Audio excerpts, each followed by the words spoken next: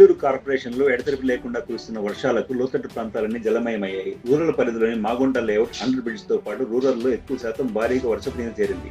దీంతో కొన్ని రాకపోకలను పోలీసులు నిషేధించారు. రాత్రి భారీ వర్షం కురవగా ఉదయం ఆగిపోయింది. మళ్లీ వర్షం పడుతుండటంతో అండర్ బ్రిడ్జిల వద్ద నీరు చేరిపోయి రాకపోకలకు ఇబ్బంది ఏర్పడింది. సిటీలో ప్రభావం ఉన్నప్పటికీ కూడా వర్షపు నీరు ఎక్కడ ఆగకుండా సిబ్బంది ముందస్తు చర్యలు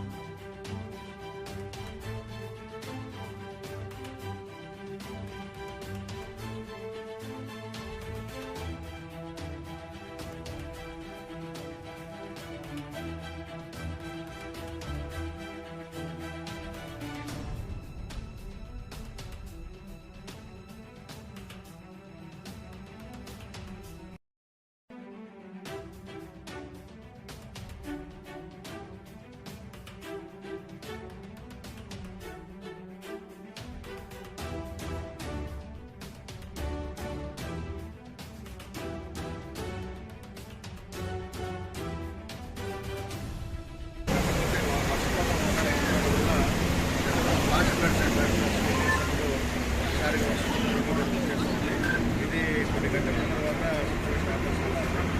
సివియారిటీ అయితే కొద్దిగా చెప్పుకోవాల్సిన ఎన్నో ఏళ్ళగా